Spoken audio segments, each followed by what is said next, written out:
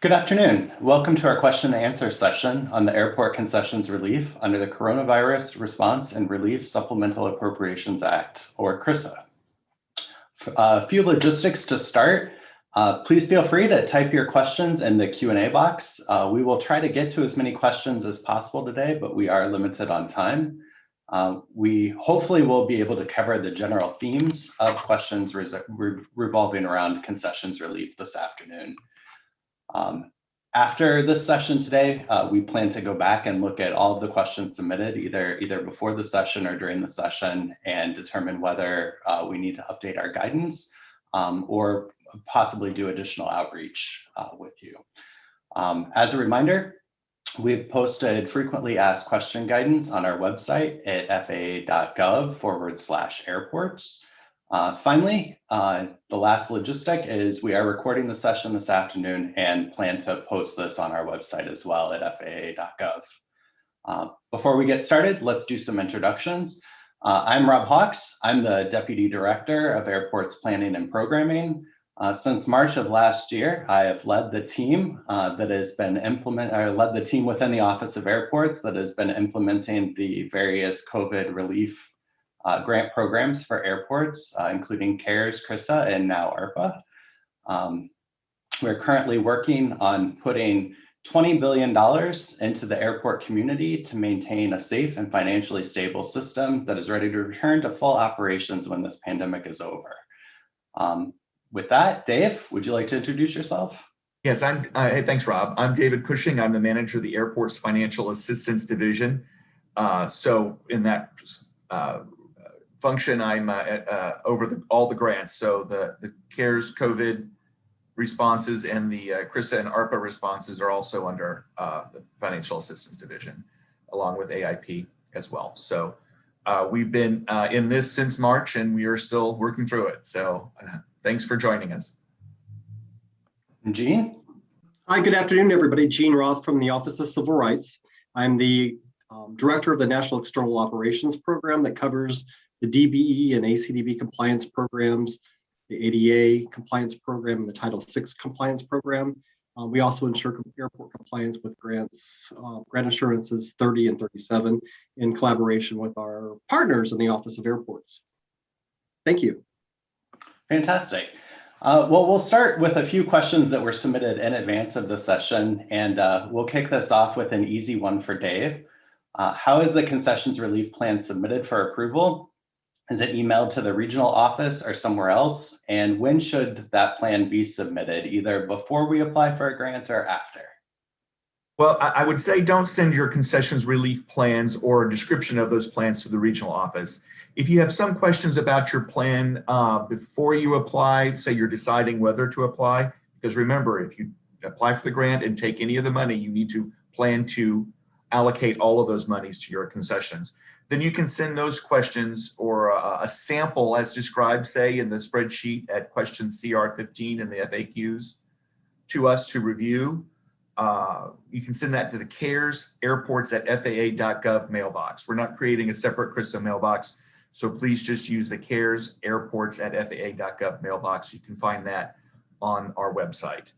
Once you have accepted and executed your grant, and that will be managed by the regional or ADO office, then you can submit your final table or description about your allocation plan through Delphi for reimbursement. So that's how we'll be reviewing your request for reimbursement. But remember to retain your supporting information. You certainly would want to be able to show the lease by a lease or agreement, the rent that was due and owing after December 27, 2020, and that which you did not collect after December 27, 2020. Probably best to take a look at your allocation and get an idea about what the scope of that is and how it would fit in the first few months of 2021, calendar year 2021. To get an idea about your ability to meet the proportionality of it and sketch it out a bit. And that way you can have a better idea about whether you need to ask questions or not for us, because generally speaking, you may be able to just submit it through Delphi when you're ready to take payment or request payment. Great. Next question was a request to set a baseline of the nature of these concessions relief grants. And the question is this relief a reimbursement to the airport for waiving MAG and rent to concessionaires, making up in part for those funds that are not collected? And I'll go ahead and answer that. That is exactly the nature of these grants. It's a little bit different than what the FAA has ever done before. Certainly different than AIP or the CARES grants, which were, reimbursements. They're both reimbursements of expenses incurred by the airport. This isn't really an expense incurred by the airport. It's revenue the airport is not collecting by doing a waiver of the rent and MAG, or rent or MAG. So that's why it's, explained in the FAQs of how to do these allocations across. And then, that's an amount that is waived for the concessionaire. So the concessionaire is not paying cash into the airport, but the airport gets the cash from the government. It's not a direct payment to the concessionaire. In fact, no actual cash should be flowing down to the concessionaires. It's just not cash coming into the airport. Hopefully that sets a fairly clean baseline on these grants. Next question, we've also received a lot from a lot of different sources, and that's what is rent? Is it the fixed amount for a space in the airport? Is it a percentage of sales? And I can say we've noodled on that a lot internally. The CRRSA Act itself does not give a whole lot of guidance on that, other than using the term rent. Knowing the industry and the variety of agreements that concessions have with airports, we tend to view rent fairly broadly, and it's really any payment to the airport for conducting business at the airport.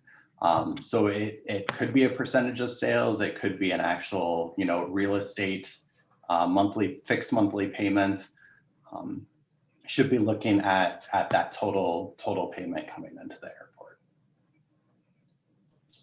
airport. Gene, I think the next question is right up your alley. For large hub airports, do we need to have a one-on-one meeting with each of our ACDBE partners, or are we able to manage this requirement with large group meetings? We indicated in the Q&A already that individual consultations are preferred. So the airport should try to be doing individual consultations with each and every ACDBE. Okay. And as just a quick follow-up on that question, what about if a particular ACDBE, waives the consultation? How are we supposed to handle that?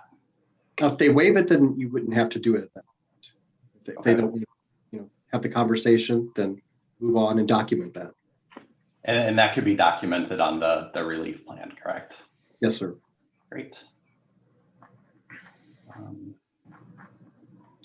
Dave, how about we turn over, and there's a series of questions that all revolve around the same theme, and that's really setting up the relief plan and how the allocations break down, starting with the baseline time period and how to choose that, and then how to do the allocations. You want to give us a bit of an overview on that?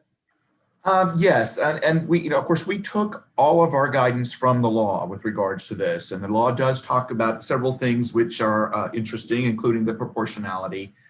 In order to determine proportionality, we figured that the best thing to do would be to look at a baseline time period to get an idea of normal operations.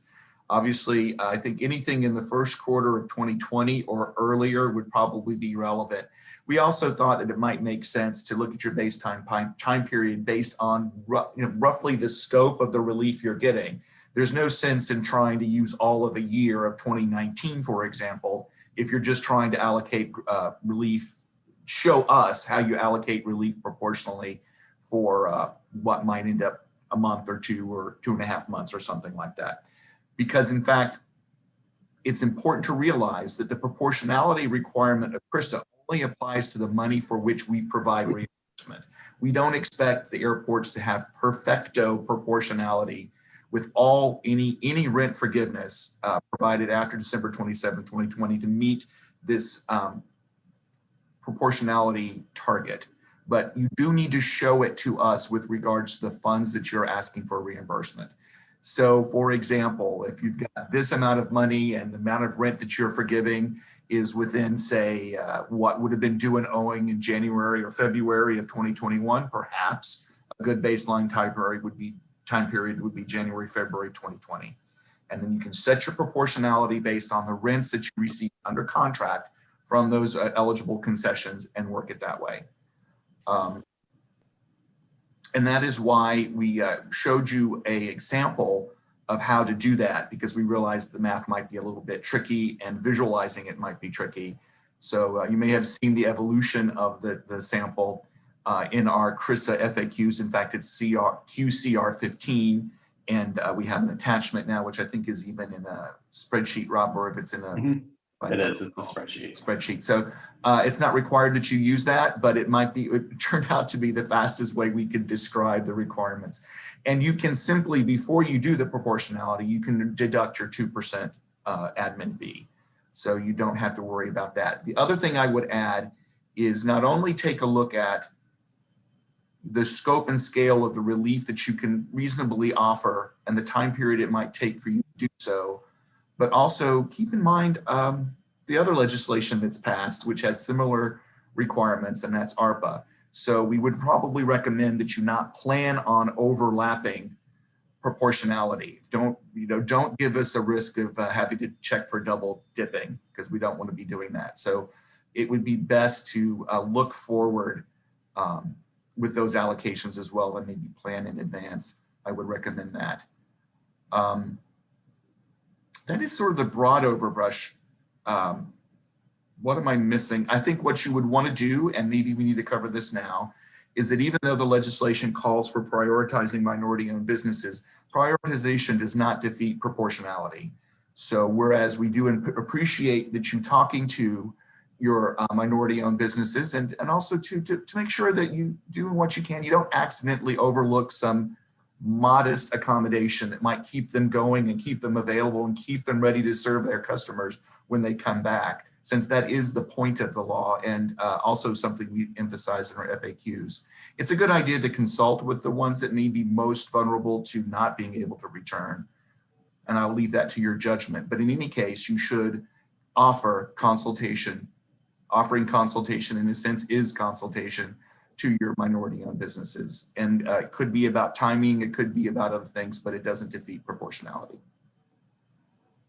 Great, thanks for that, Dave. The only thing, just to highlight, and kind of summarize is, the baseline time period, we tried to go flexible to allow you to pick what is an appropriate baseline time period. It should be prior to the COVID crisis, prior to March of last year, so that you're getting a normal time period, because the proportionality should be based on what was actually paid by the businesses at that time. So if you're looking at a 2-month period, it's what was actually paid in that 2 months. That question has come up a lot of, should we look at contractual obligations for today? And it's really, at least on the dividing the money up part, it's really on what actually happened in the past. Next question. Right. And go ahead. Well, I was just going to add that, yes, that is important to understand that that's determining the proportionality. Now, of course, you can only reimburse yourself for rent actually forgiven. So that would mean that costs that are a revenue that would be due and owing to the airport under the current circumstances that is actually forgiven, not deferred, but actually forgiven. And that would be for current circumstances. And that's what you can request reimbursement for. You just need to show us that you're doing it proportionally. And Dave, that actually ties in really well to our next question on the live chat is, can we recoup lost revenue from a concession that pulled out last year and did not come back? And if so, how can we collect for that? How are we to have to be fair to the other operators that are still here if that does not apply or do not apply? Right. I think in terms of just, you should not be collecting for rent reimbursement for an entity that's not going to be coming back and doing business. If it's not a going concern, if it's not ready, willing, and able, there's actually quite a term in there. We would not expect you, nor would we want you to. In fact, you should not be providing rent relief for somebody who is not going to be coming back and offering services. That's not really rent because they're not going to be conducting business. So you should not do that. If though, and we have a question, I'm trying to remember the number of this question, 11. Yes, CR11. If you have somebody who's replacing somebody in a similar operation, like a new entrant that's coming in and that they are operating in the same way, you can apply that proration to them, but that you should look at CR11 for those adjustments. But you should not be, you should just take them out. If they're not in there, they should come out of the population. I think I remember reading that question, so yeah. Also, I guess along those same lines, one more question for you, Dave. So this focuses around the December 27, 2020 date and going forward from that. So what if, my airport made agreements with Concessions last summer when things were really bad, but they were long-term agreements, so they were for the next year, and the actual relief is occurring, in February and March of 2021. How do I account for those agreements? Are those eligible under this program, or do I have to do something new? Well, Rob, I'm going to answer this. You may scowl at me, but I think the answer to my mind is we aren't going by when you made the decision to do so. This does appear to be a decision based on COVID circumstances. So if you made a decision prior to provide rent relief that is actionable, that's actually occurring after December 27th, 2020 into 2021, then that is actually rent relief after December 27th, 2020. So that would count as something you could reimburse yourself for.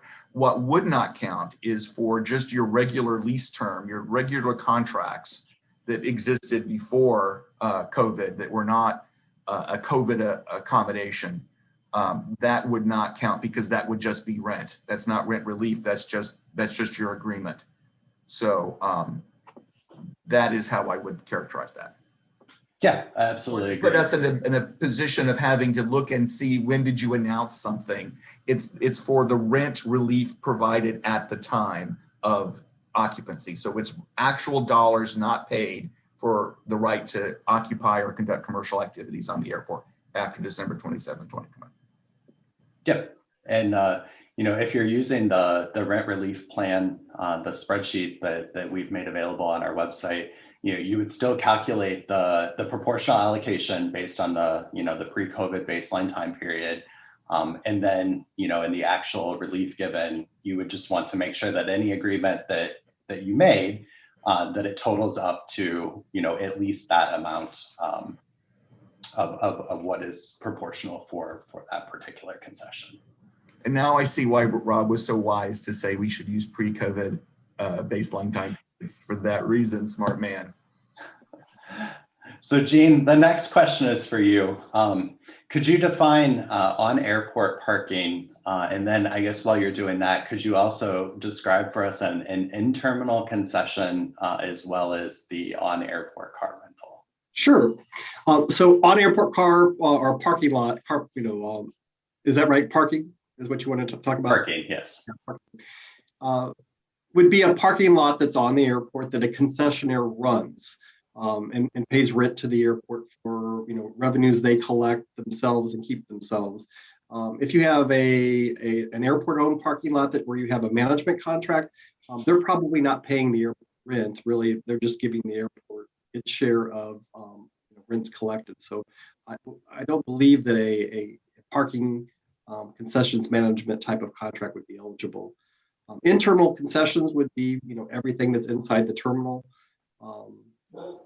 like food and beverage, retail, shoe shine, all those types of things that operate inside. Great, thank you. I'll take it. I'll take an easy one off the chat. Is the deadline for the concessions plan still June 30th, 2021? Shall we send it to the ADO? And so the relief plan is not due by June 30th of this year. What has to happen by June 30th is that you apply for your grant, and that's whether it's your general CRRSA grant or the concessions relief CRRSA grant. It's more of an administrative time period for us because of the funds expiring at the end of September. At the end of September of this year, your relief plan, you can submit that afterwards. It's really when you're ready to claim the funds, not apply for the funds. And as Dave mentioned earlier, don't submit those to the ADO. Submit those through the eDelphi invoicing system with your payment request. Is the best way to do that. Next question, Dave. So this has also come up a few times. I think there's a question in the chat. There certainly were some questions that came in advance that revolve around this. When I'm putting together my concessions relief plan, does it have to, and I'm actually talking about the relief given, the rent relief given to the concession, does it have to be relief in the past, or can it be relief that I'm giving going forward? So in other words, I want to submit my plan, in April, but I want to actually give my relief in May because I don't want to lose the revenue until I know that the FAA is good with it. Can I do that? You can do that. I would request some proximity to actuality happening so we don't have to worry about it, but you also need to make sure that you retain the documentation. So one way, I guess if I were an airport manager, I would like to be able to hold the documentation in my hands while I submit my form, but you can do that. It certainly is within the spirit of the law to do that. I would also argue that you might want to take care, again, not to step over what you might be getting out of ARPA. So, understanding that that's forthcoming, and it's probably better to wrap up your concessions relief in 2021. You don't want to be providing rent relief in 2022 or 23 or 24. That probably doesn't make sense. But you can request reimbursement prior to the actual rent relief benefit. Great. And I guess along those same lines, out of the chat box, do you expect airports to submit one claim and close out the grant simultaneously?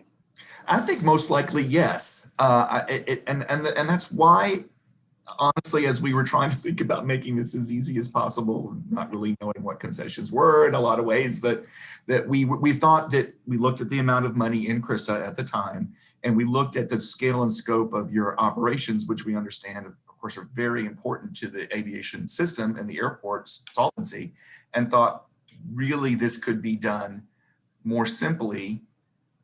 Looking back at it, knowing your allocation, knowing what you're expecting to get under your contracts, your ongoing contracts for rent due after December 27th, that you could pretty easily do it one and done. It's almost easier to do it one and done, because if you don't, the proportionality is going to get wonky.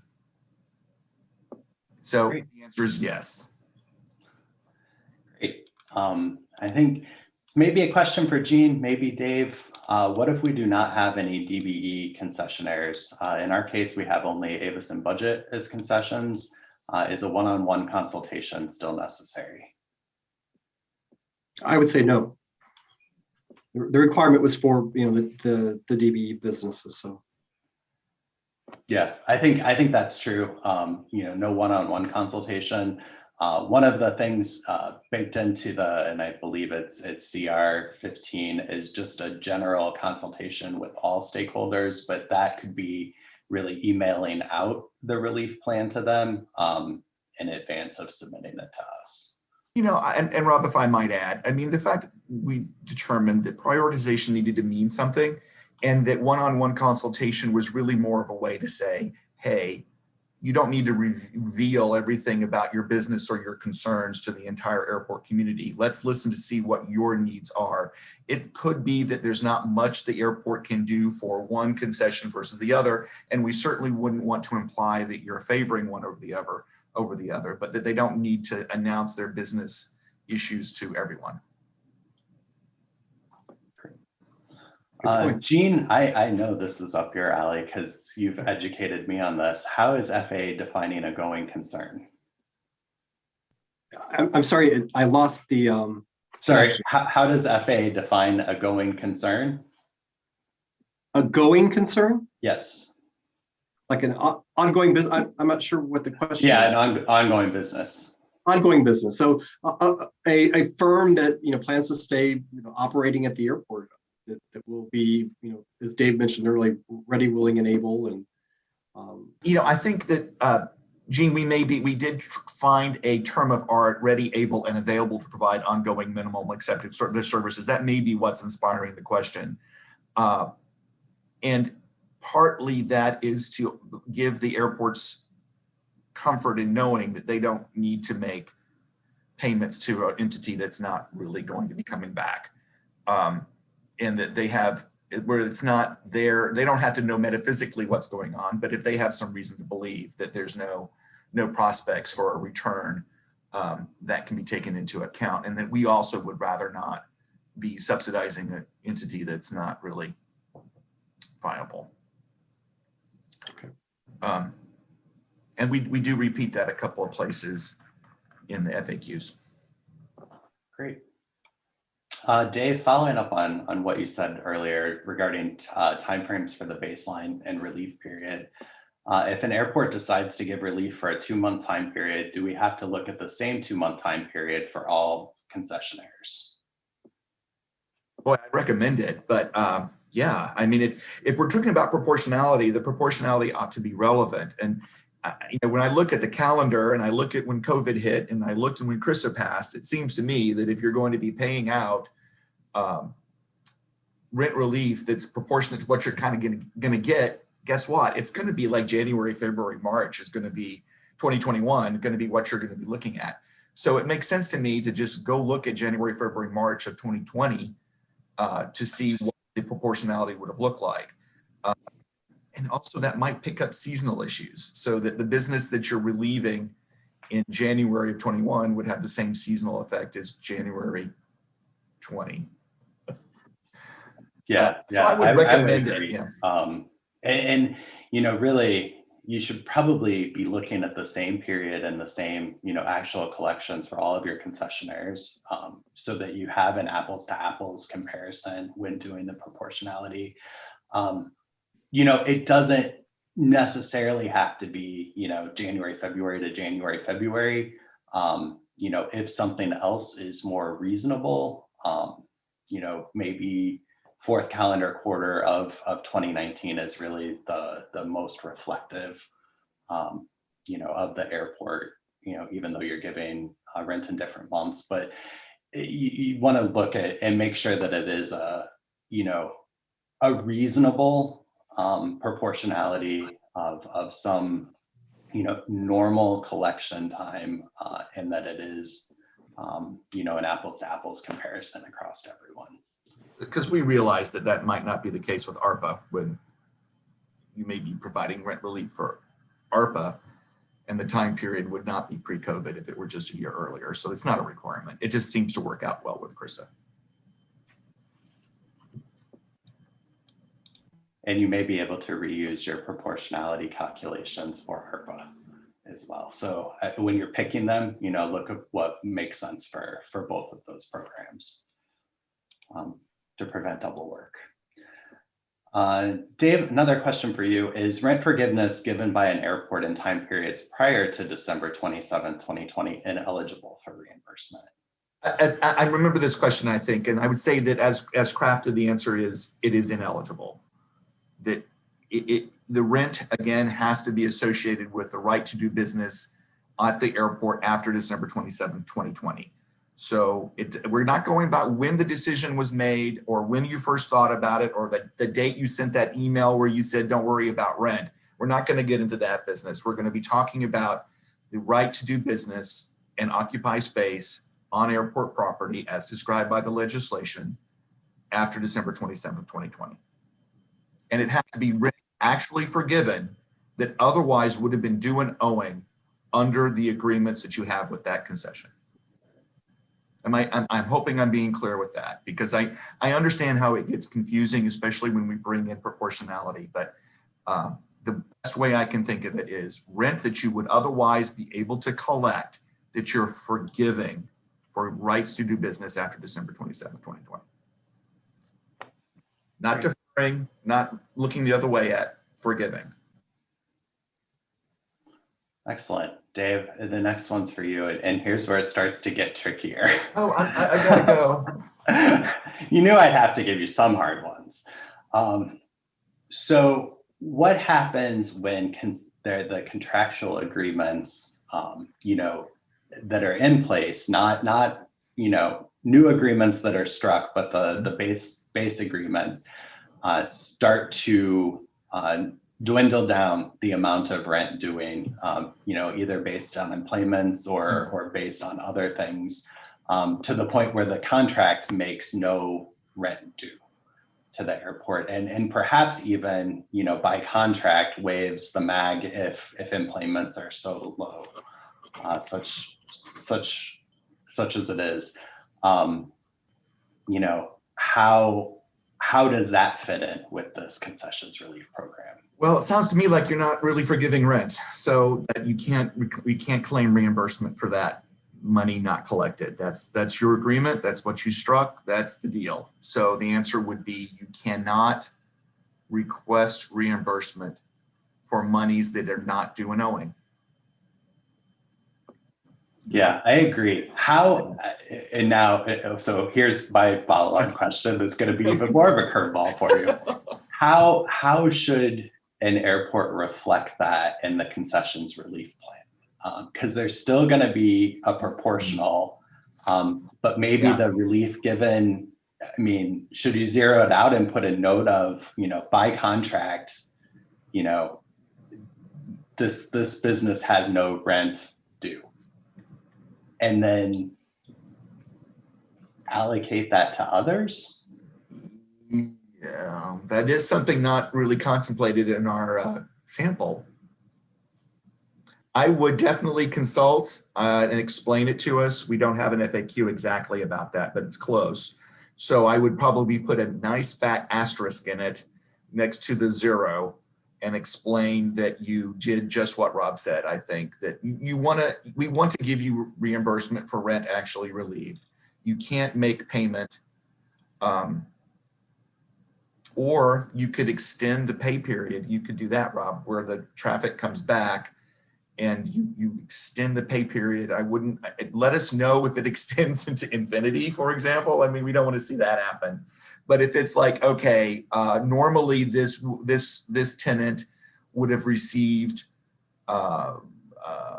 relief. We could have forgiven rent to this amount in this period, but they didn't have any rent due and owing. So when traffic or business comes back, we'll be forgiving rent in April, May. I know that might result in some overlap, which I really would hate to see, but I would also hate to see not providing that rent relief and to do so. But I would look at both of those, and we may take that under advisement. Yeah, that may be another way to do it. Theoretically, these are businesses that are still going concerns. They're ready and willing to operate. So it may just be the relief comes at the, as traffic comes back. We also expect that that's not going to be a light switch, off to on of traffic. It's probably going to be a spin up. And you could do that. You could say, all right, well, we're going to provide rent relief for CRRSA over a 6-month period. And it's not all your rent, it's some of your rent. You could do that, and you could still do that in arrears. You could do it after you do that and show that you did that over this time period, and then start ARPA up, say, in May or June or something like that, and still not have overlap, but then still be proportional and be equitable. Yeah. And probably, if you have concessions that are affected by this scenario, probably worthwhile to talk to them and see, maybe they would waive this because, they're doing much better just under the contract, and then it can be used for someone else who, doesn't have this contractual waiver of rent, that actually needs some sort of relief, and work it out that way. So if the concession forgives the forgiveness, then they can come out of the proportionality, I suppose. Right. Yeah. I mean, if a concession says no, we don't want any additional relief, that they would then come out of the formula. Just if a concession went out of business entirely, they would come out of the calculation. I always learn something in these. Sometimes it's just talking through it. So Gene, here's a pointed question.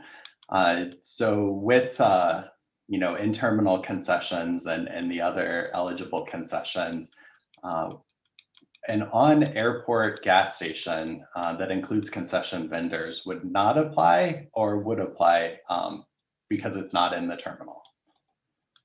Would not apply.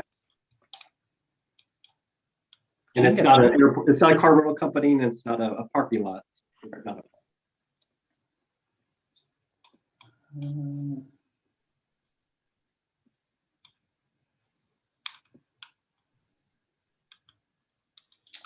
So let's go to one of the advanced questions.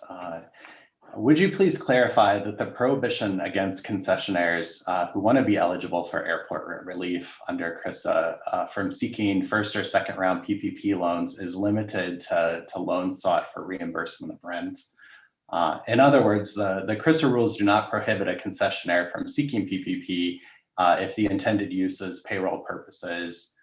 The sample CRRSA certification on the FAA website contemplates this, but many airports are asking concessionaires to make a representation that no PPP loans will be sought, regardless of the intended use. So yes, your reading is correct.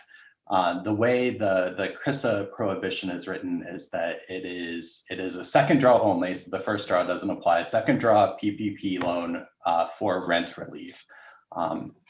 Have to certify that you have not taken that, and then once you've taken or received, can't say taken rent relief, received some sort of relief under this CRRSA grant, then you can't apply for the second draw for rent relief. We have put in the FAQs linked off of there a sample certification, and that does collect some additional information, as far as the first draw, second draw, just so that the airport has that. But it also, really the important box on there is what a second draw was taken for, because taking it for rent relief is problematic for this program. Let's see. Another kind of administrative question, and it's been asked in a couple different ways of, is the guidance structure of CRRSA going to also be used for the ARPA grant program for concessionaires? I can say, everything that is at least substantially similar from CRRSA to ARPA, we're going to do it the same way rather than reinvent the wheel on it. The language, however, is different in ARPA. There are two pots of money instead of one, and very specific definitions for each pot of money. That's some of the guidance that we're working through right now, and plan to publish that as soon as it's done and cleared and all of that. Some of the other strings that appear in CRRSA aren't in ARPA. And those are the even trickier things of how we have to sort through and what to provide. The PPP stuff is not in ARPA. However, there is still, just the general interest in not allowing double dipping. I mean, that's really what that gets at, is that an individual business wouldn't benefit twice for one set of cost. And that's, is something all federal agencies are charged with monitoring. Dave, could you confirm that only concessionaires with a valid agreement to to remit rent or MAG are eligible for this program. Any concessionaires without a valid agreement, are they excluded? Oh, now I get to play Judge Judy. So what's a contract for the rights to do business on an airport? Also makes me feel a little bit like my old compliance days. Yes, I mean, to some degree, I think this is a judgment for the airport. I mean, it goes back to, is this a firm that's ready and willing and available to provide services? If they're not in good standing with you, we do not require you to provide this rent relief. We do not require, you get to exercise your lease agreements according to what they say. But what you shouldn't do is exercise benefits under CRRSA to manipulate or influence or induce behavior that's otherwise covered by your existing agreement. So if you have no agreement, then they're occupying space. I think we would have to get more information about that. If there's a casual agreement, I suppose we could take that, but I would love to be able to be confident that it would withstand an audit. And believe me, I think those are likely to come.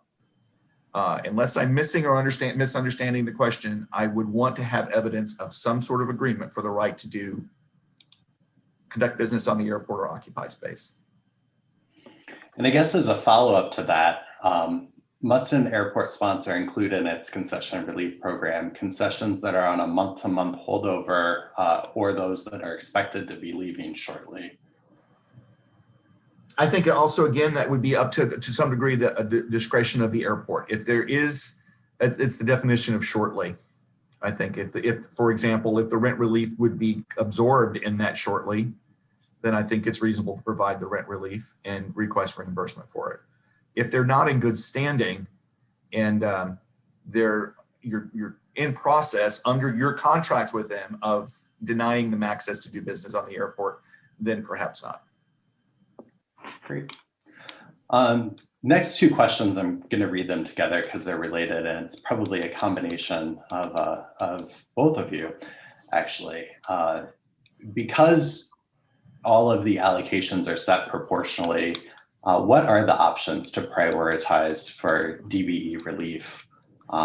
What is the FAA looking for in this prioritization? And relatedly, what should be discussed in the one-on-one consultations?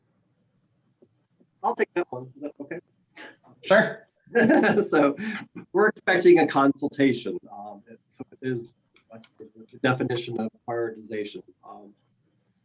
Perhaps if an ACDB that you have a direct relationship with, perhaps you're discussing the terms of the relief instead of giving them 3 months free rent. Maybe they would rather have 6 months at half rent or something like that. For an ACDB that might be working as a sub-concessionaire to the prime, I think that you should meet with them, explain the rent relief program, the benefits that the airport is providing its prime that will ultimately flow down to that ACDBE, and just use it as an educational tool for the ACDB firm. But the rent should flow through the prime, the rent relief, so the ACDB should ultimately get some benefit of that. You may not know exactly what that is, but you should assure the ACDB that they should be getting their portion of that rent relief. Great. Do vending machine operators that only pay the airport a commission be considered in the allocation calculation? Say it again. Vending machines that pay rent for the right to do business on the airport, but it's only a percentage of sales? Correct. I say yes. Only pay the airport a commission be considered in the allocation calculation. I would say yes, Rob. I would say yes too. If they're in the terminal, I mean, it's an in-terminal concession. The definition on concession is very broad. I tell you what, the one thing you want to see when you go into a very small airport where everything is closed is a vending machine. It's that bottle of water. Yes. Don't laugh at vending machines. Sometimes you really want one. Dave, this is a good one for you. Can we make a criteria that the concession is current on rent before allowing a credit towards future rents? That's interesting. Those are two concepts, and I want to split them out. Sure. Yeah, We don't interpret an obligation upon the sponsor to provide rent relief for a party that's in arrears. But it seems to me that if a party is in arrears of rent, then you're in contemplation of them no longer doing business at your airport. So I would suspect you might want to be taking action under your agreement to resolve that problem. But what you can't do is you can't use, in my mind, you can't use CRRSA benefits to induce behavior. So don't take the CRRSA benefit and use it in lieu of your contractual processes. If there's some process in your rent agreement, in your lease agreement, go through those processes. Don't mix CRRSA reimbursement in it. So you can forgive their rent for doing business after December 27, 2020, right? But not before. So I wouldn't mix those things if I'm getting the meaning of the question right. No, I think that's right. I think that's right.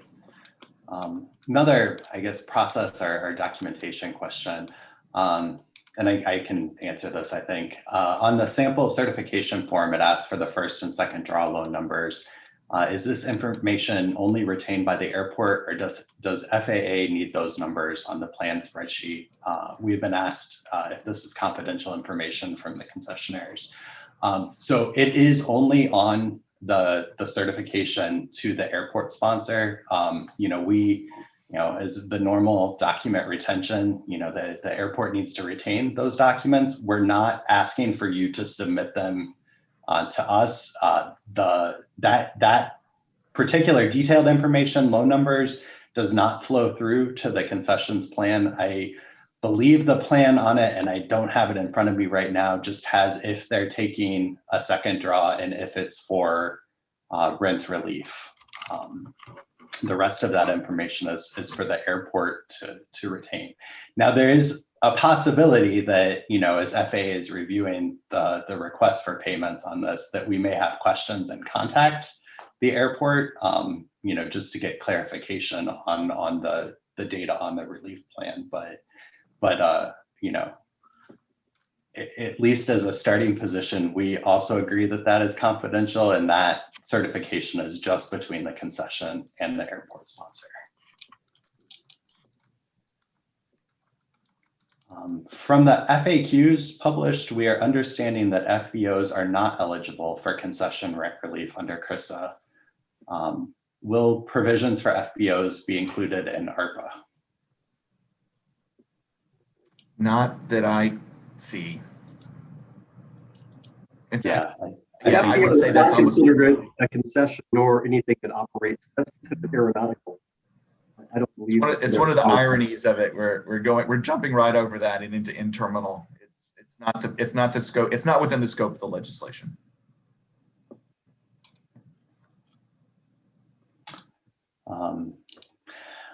I think, Dave, I understand this question. Is there an established date when funds will be made available? And I'm not sure if this is on CRRSA or ARPA, or maybe it's how to apply for the CRRSA funds. Well, CRRSA applications are already in process, and we have several CRRSA applications and concessions addenda that are already executed. So I believe we're in a position now of processing drawdowns for concessions reimbursements today from parties that have an executed concessions addendum. I can get it backwards every time. So that's a go, and it does really depend on this sort of activity, us helping you guys understand how to do it, and we're happy to do this. And in fact, I think it was mostly Rob's idea to do this. So thanks, Rob, because I hope we get some drawdowns from concessions relief. So that is a go. ARPA is not a go because we don't have those resources set up yet. So enjoy your CRRSA now. ARPA will be later. Another nuts and bolts question, but related to this. What type of payment request documents are required to be uploaded in Delphi? Really, something that looks an awful lot like that sample.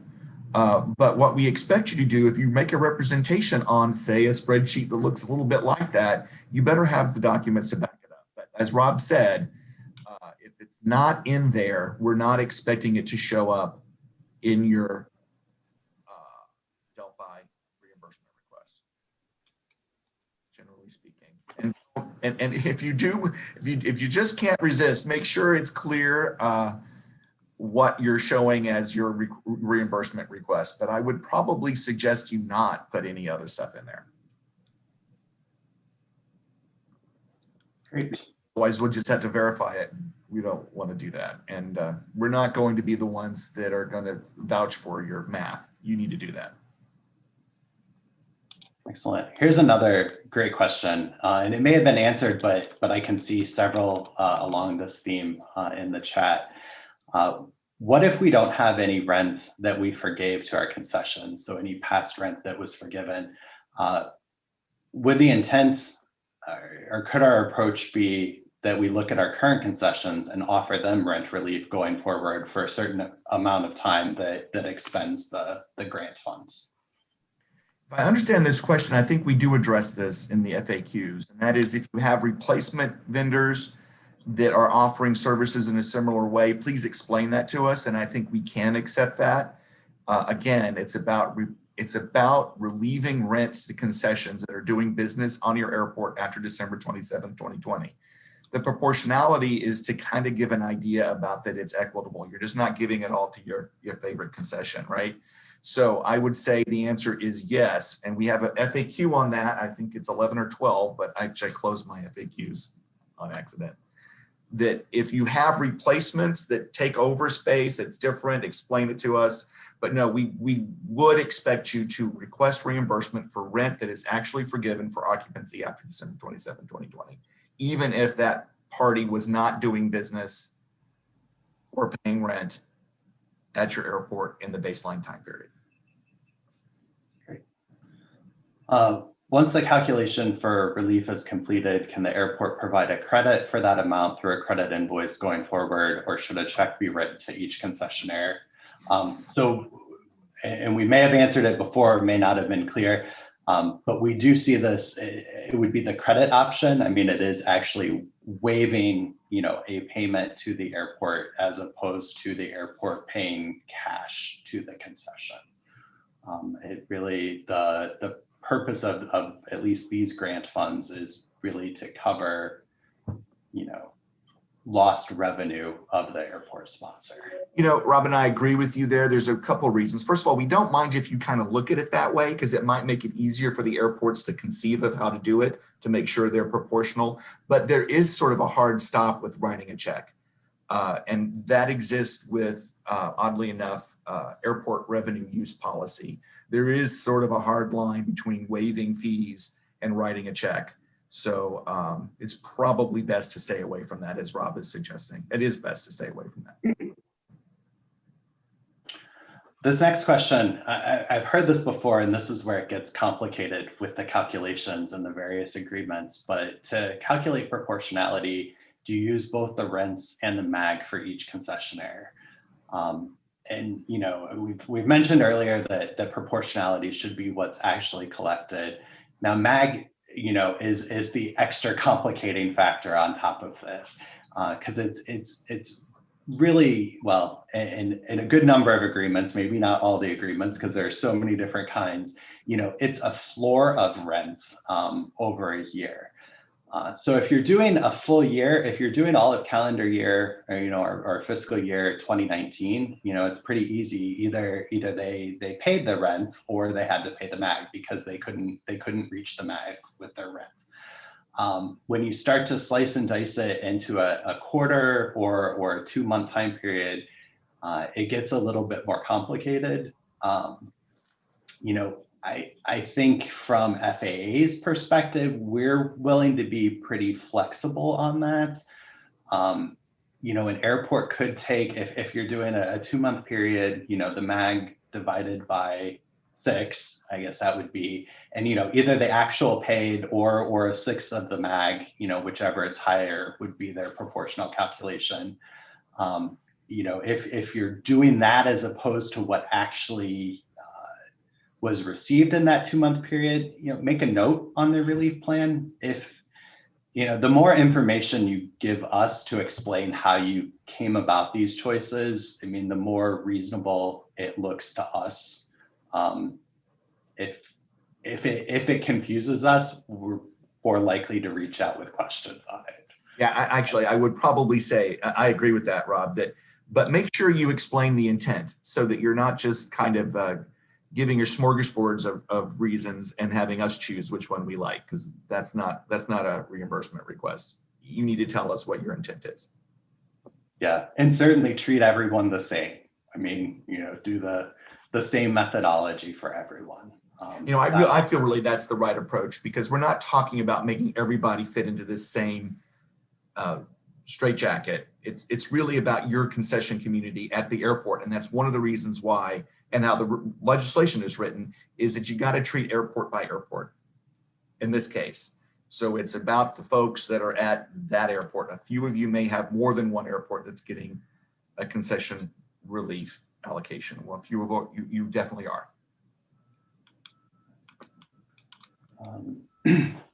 Sorry, the next question. If the concession has received Paycheck Protection Program funds, are they still eligible for CRRSA funds? Just want to restate, just having taken PPP is not a disqualifier. It's really only the second draw PPP for the purposes of rents. That is the disqualifier from the CRRSA funds. And then also taking the CRRSA funds is a disqualifier from applying, through the Small Business Administration for a second draw for rent. And really, again, the purpose of that is just to prevent double dipping, getting $2 from the federal government for the same dollar of value.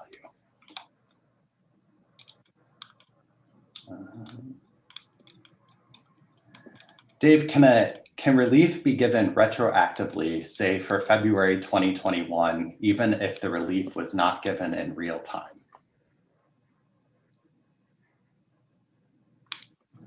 And I think maybe I'll help. I think the answer is yes, but I'm not sure the mechanics of that. I think you'd have to give them a credit. I mean, I don't know really what the point of that is, but I think if you can avoid writing a check, providing credit, but again, what we don't want to do is be in a situation where we have to go dig and figure out that there's no overlapping double dipping between CRRSA and ARPA. But yeah, I wouldn't be opposed to a credit being offered, which means it just delays the next rent payment, which is awfully close to just gifting it, but that if you can find a way to make it mutually exclusive, this is why I think it's a good idea for you to look at your ARPA allocations like right about now and map out a little bit your timelines, how this is going to work. For example, if you add up your CRRSA allocation and your ARPA allocation, what does that look like for all the rent that you expect to collect in 2021? And what does that look like for a schedule of relief, just sort of generally across your population? If there's a way you can make it temporarily mutually exclusive, that would be great. If not, then we'll describe it to us. Okay. No, we're getting really close to the top of the hour here. We'll try to get in 2 more questions. One, and this is an interesting question, and I think we may even have an FAQ on it. If the airport discovers that a concession is ineligible or disqualified after a drawdown is made and/or grant closed, how should an airport proceed?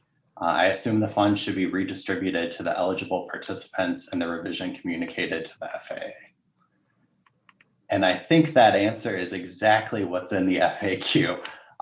So if you provided relief to someone that you then find is ineligible, the value of that relief has to be spread out to the eligible concessions.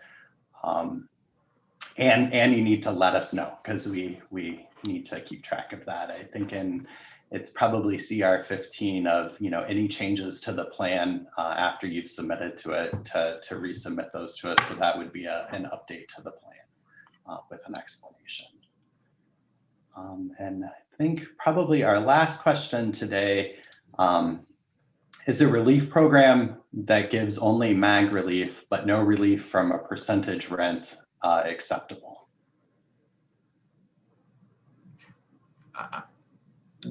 No, unless it's only MAG relief that's due and owing. I mean, it's got to be real rent. It's got to be monies that would otherwise due and owing that you're not paying.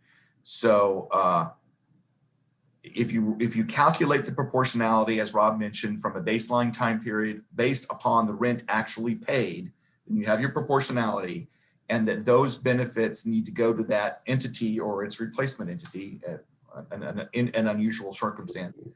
That is actually money that would have been collected that isn't going to be collected. So you can't reduce monies that weren't going to be forthcoming anyway. But I may have gotten that question backwards, so it's really good for me to end on that. So I might not have really understood the question, but it's got to be real dollars forgiven. You may have an airport that, you know, across the board forgave MAG from all concessionaires and is only charging percentage rent. And many of the concessionaires are closed, so they're not generating, you know, they don't have any percentage rent to pay. So, you know, what do you do with the MAG that you forgave?